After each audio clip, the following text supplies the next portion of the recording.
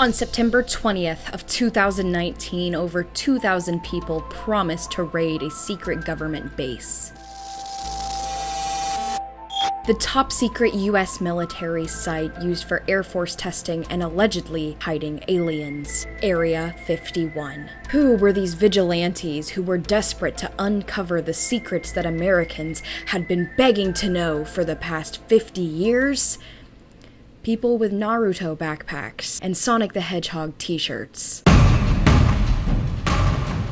In 50 years, historians will look back and call it America's dumbest raid. Welcome back to my channel, ladies and gentlemen. We are talking about the storming of Area 51. Many of you know that I think 2019 was like the cringiest year. We had like the Visco Girl thing that I sadly fell victim to, and then the Renegade dance, and I don't know. There was just a lot of stuff I found corny, like the art ho aesthetic, Stranger Things. It was cornball. The whole year was cornball. It was that like building of pressure right before COVID hit. Like 2019, everybody was like on the edge of their seat just knowing something was gonna happen. But America really did attempt to raid Area 51. The slogan of all of the people who went to this site was, "They can't shoot all of us," which I think is absolutely hilarious because they absolutely could have. This was like an Air Force base. So today on the channel, we're gonna talk about how this all transpired. Intro part 1, the birth of the meme.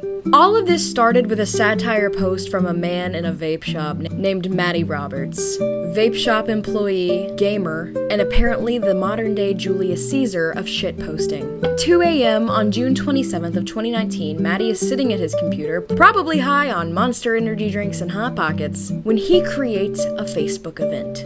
Storm Area 51. They can't stop all of us. It wasn't a movement, and at the time, it wasn't even a plan. It was just a funny Facebook event that he thought people would interact with. But when the internet saw this event and realized that this could be something fun for them to do, they looked to Matty and said, "Take us to your leader." Now, for those of you who are literal fetuses or just lack a lot of media comprehension, and you don't know why people would want to raid an Air Force base, a military base out in the middle of the Nevada desert, it's because Area 51 has been notorious for being the breeding ground of conspiracy theories since the 1950s. For decades, people have believed that the US government is hiding alien spaceships and little green dudes out there.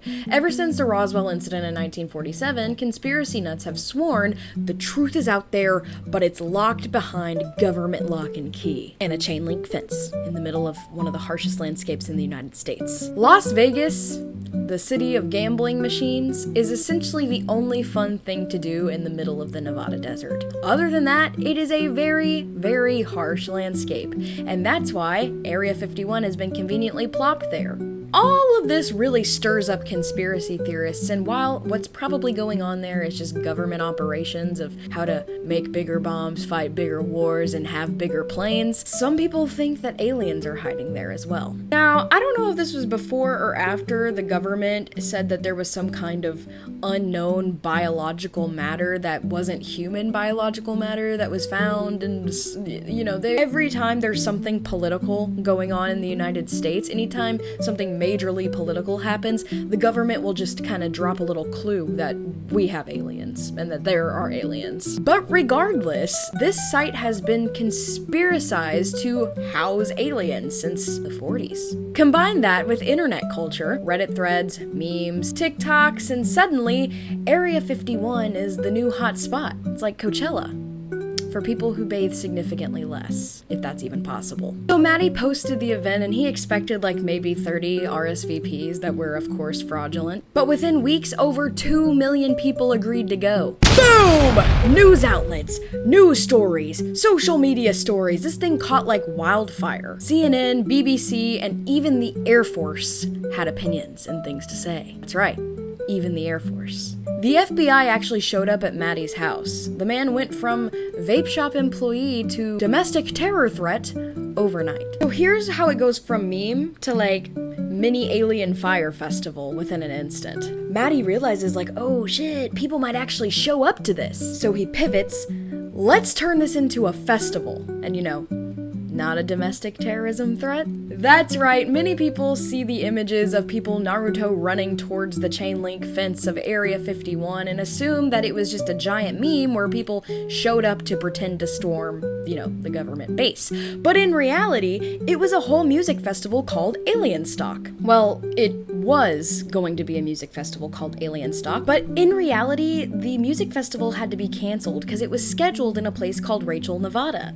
Haven't heard of it? I'm not surprised. It's a town of about 50 people with one diner, and they pretty much collectively decided that there was going to be a porta potty catastrophe if they continued to have the music festival there. Now, because Rachel, Nevada was the closest town to Area 51, they were a little bummed out that they couldn't hold the Alienstock event there. But luckily, Bud Light and Pornhub supposedly pulled through. After reluctantly moving Alienstock from Rachel, Nevada to Las Vegas, Nevada, Pornhub and Bud Light reportedly sponsored the Alienstock event, ponying up $70,000 for around 10,000 people to attend the festival, which was mostly just a DJ playing dubstep, according to first eyewitnesses. So we went from a full-on Coachella event to more of like a school dance, but it was still chill because we had Pornhub sponsoring it. Got it, okay, never mind.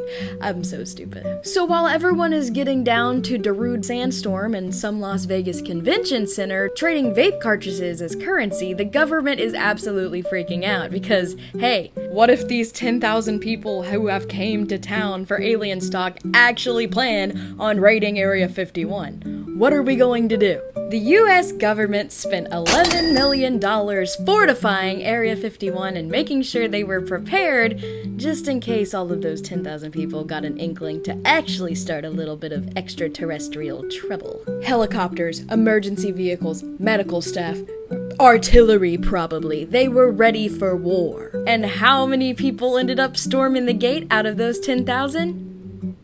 About 150. Most of them didn't even storm. They just kind of Naruto ran at the general area, took a few selfies, and then cosplayed as aliens, and some sold glow sticks and other novelties. I don't know if you're allowed to solicit on the premises of Area 51, but I think they let it slide. The actual invasion was a lot less like the famous movie Independence Day and a lot more like a Comic-Con parking lot.